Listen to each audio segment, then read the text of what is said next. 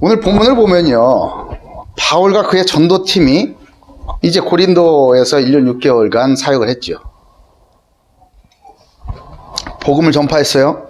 제자들을 세우고 성령님의 인도를 따라서 이제 2차 전도 여행을 마치고 예루살렘 교회로 향하게 되었습니다. 그동안 수많은 역경과 위기, 고난과 방해, 아시잖아요. 얼마나 힘들었습니까? 그러나 그 속에서 복음 전파를 위해 자신을 사용하시는 성령님의 이 강력하고 생생한 역사하심을 현장에서 그야말로 몸으로 체험을 한 것입니다. 눈으로 봤고 들었고 만질 수 있게 체험을 생생하게 하였습니다.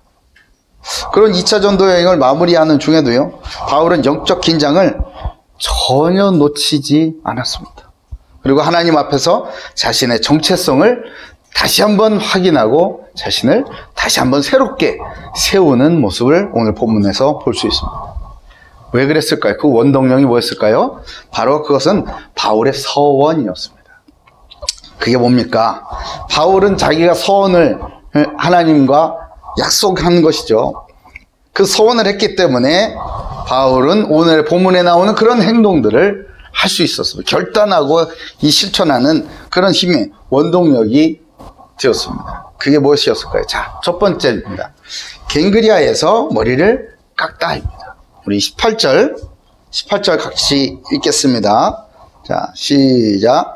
바울은 더 여러 날 머물다가 형제들과 작별하고 배 타고 수리아로 떠나갈새 브리스길라와 아굴라도 함께 하더라. 바울이 일찍이 서원이 있었으므로 갱그리아에서 머리를 깎았더라.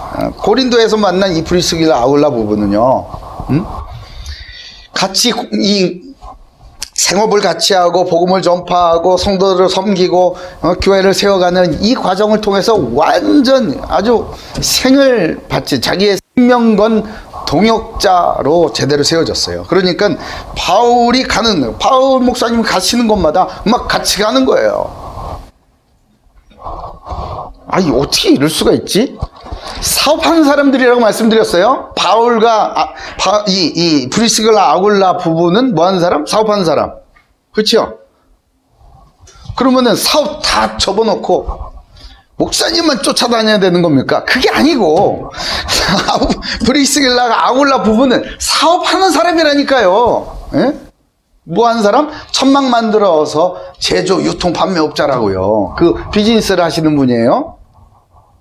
그러면 고린도에서, 로마에서 됐지, 고린도에서 됐지, 그러면 어디로 갑니까? 에베소로 가요? 지금 에베소로 갔네? 응? 갱그리아에 갔네? 에베소에 갔네? 거기서는 왜 못하겠어? 사업하는 사람이. 안 그래요? 사업하는 사람은요, 딱 어느 새로운 시장, 벌써 이게 나오는 시장이라고 그러네. 새로운 현장에 딱 가면 마켓 분석부터 합니다. 아, 여기 어느 정도 구매력이 있고, 구매 패턴은 어떻고, 그런 거를 싹 보게 되는 거예요. 사업하는 사람들은. 여러분들 다 각자의 전문성마다 현장을 보는 그 툴들이 다 다르잖아요. 이 사람들은요, 브리스길라 아굴라 부부는 사업을 하는 사람들이라서 가는 곳마다 사업의 눈으로 봤습니다. 사업의 눈으로 현장을 봤어요. 그랬더니 하나님께서 그 사업을 쫙 열어주시는 거예요. 아니, 놀라운 일이에요. 그러니까 이 바울 목사님을 모시고 쫙 다녔는데 그게 그냥 선교 여행뿐만 아니라 비즈니스 트립까지 다 되는 거예요. 하나님이 이렇게 축복하세요. 목사님 왔고 다 때려치고 막 학교도 그만두고 막 그렇게 가는 그게 아니고 그 사람의 생업을 축복하시고 확장하셔가지고 길을 내신단 말이에요. 자, 어쨌든 이 브리스길라 아굴라 부부는 이 바울의 전도팀이 이제 합류하게 되었죠. 그리고 그들은 아가야를 떠나기 위해서 이 갱그리아 해변으로 갑니다. 그리고 여기에 본문에 있는 것처럼 갱그리아에서 바울이 일찍이 서원이 있었기 때문에 머리를 깎았다라고 해요. 이게 도대체 무슨 뜻일까요? 머리를 깎았다. 머리를 깎았다가 그냥 끝에 좀 다듬었다 이게 아니고요. 예? 헤어 스타일링을 했다 이게 아니고요. 머리를 그야말로 싹 삭발을 했다는 거예요. 이게 뭘까? 이거는 유대인의 율법에 대해서 조금 알아야 됩니다. 바울은 유대인이잖아요. 유대인 중에 유대인, 바리새인 중에 바리새인이기 때문에 유대의 율법을, 복음을 깨닫고 복음을 전하는 사도였지만 율법을 버리지 않았습니다. 여러분, 중요한 얘기예요. 중요한 얘기입니다. 내가 예수 믿고 자유함을 얻었어. 모든 이 세상의 것에서, 모든 율법에서 자유함을 얻었어. 그러면 율법 버립니까? 이 세상을 떠나버립니까? 아니요. 그 속에 사는 거예요. 그것을 다 지키면서, 정체성을 지키면서 사는 거예요. 자, 그래서 이 바울도 자기가 유대인으로서 지켜야 할 율법이 있었어요. 그 중에 뭐냐면 바로 나시린으로서 지켜야 할 율법을 행했다는 겁니다. 그럼 나시린이 뭐냐? 그 히브리 말로 나지르라는 단어를 쓰는데요. 이게 하나님께 헌신하고 봉사하기 위해서 특별히 구별된 사람, 이 사람을 나지르, 그러니까 나시린이라고 이렇게 부릅니다. 이 나시린에는 세 가지 유형이 있어요. 첫 번째는 하나님의 특별한 섭리로 처음서부터 부르심을 받은 그런 나시린이 있습니다. 그 누구냐? 삼손 같은 사람, 그런 사람이에요. 아예 그 가정에 하나님께서 부모에게 내가 나시린을 주겠다라고 이렇게 말씀하시죠. 두 번째 경우는 출생 전에 엄마, 그러니까 그 부모의 특별한 서원으로 인하여서 아이를 갖게 되는 거예요. 한나가 그렇죠. 한나가 내게 주시면 이렇게 기도하잖아요. 그렇죠? 응? 그러니까 그 아이가 누굽니까? 사무엘. 그러니까 아이가 출생하고 조금 지나서 바로 그 성전에다가 아이를 데려다 주지 않습니까? 세 번째 유형은요, 자기가 스스로 자발적으로 서원해서 나시린이 되는 거예요. 근데 이 경우는요, 그 평생 가는 게 아니고 일정 기간, 하나님 제가 3년 동안 아니면 뭐 5년 동안 1년 동안 이렇게 기간을 정해가지고 나시린으로 살겠다라고 이렇게 서원을 하는 경우인데, 바울이 바로 그런 경우예요. 오늘 이 바울이 자기가 스스로 자발적으로 서원한 나시린이었던 거죠. 근데요, 이 나시린들은 공통적으로 지켜야 할 율법들이 있습니다. 꼭 이렇게 해야 되는 거예요. 그게 뭐냐? 첫 번째, 포도나무의 소산물과 독주를 마시지 않았습니다. 포도나무의 소산물, 그러니까 포도에서 나오는 뭐 포도도 안 먹고, 포도즙도 안 먹고, 포도주도 안 마시고 그랬다는 거예요. 독한 술도 안 마셨다는 거예요. 이건 뭐냐면 세상의 즐거움, 이런 것들을 끊어버렸다는 거예요. 두 번째, 율법은요, 머리털을 깎지를 않아요. 삼손과 드릴라 잘 아시죠? 머리를 깎지 않아요. 머리를 자르지 않아요. 왜 그럴까? 이 머리털은요, 생명을 상징을 합니다. 생명을 상징을 해서 이 머리털을 그대로 유지함으로써 하나님께 나의 생명을 의지합니다. 의탁합니다라는 그런 상징으로서 머리를 깎지 않는 거예요. 저는 하나님만을 위한 존재이기 때문에 나는 이런 거 손대지 않습니다. 이런 거죠. 셋째는 시체를 가까이 하지 않았다. 이 율법이 있어요. 이거는 부정한 것, 생명이 없는 것들, 이런 것들을 가까이 하지 않았다는 거죠.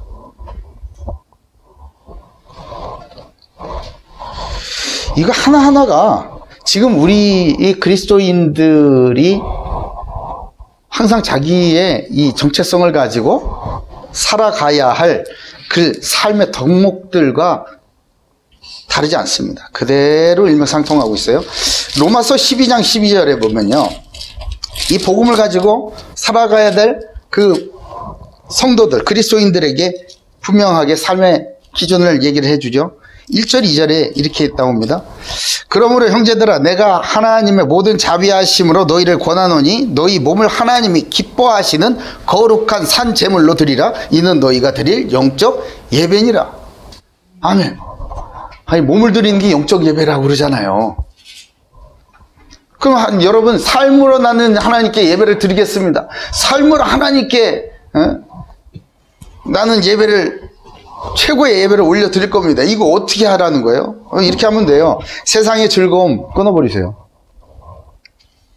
오직 하나님을 위해서 나는 존재합니다 라고 신앙을 고백하시고 그렇게 살아가십시오.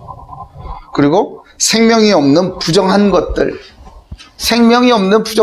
예수 그리스도의 이 진리가 묻어나오지 않는, 증거되지 않는 그 부정한 것들을 싹 다 끊어버리는 그 삶, 그거 보고 거룩이라고 그러죠. 거룩. 내가 거룩하니 너희도 거룩하라라고 말씀하시지 않습니까?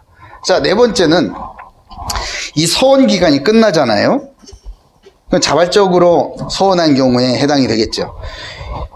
그러면 율법이 정한 규정에 따라서 제사를 드려야 되는데, 제사를 드릴 때 이제 예물을 가지고 오죠. 제물을 가지고 올 때 그때 같이 자기의 길러진 머리, 그동안 몇 년이고 서원한 그 기간 동안 기른 그 머리를 싹 깎아가지고 잘라서 같이 제물과 함께 하나님 앞에 드리는 그런 제사를 드려야 했습니다.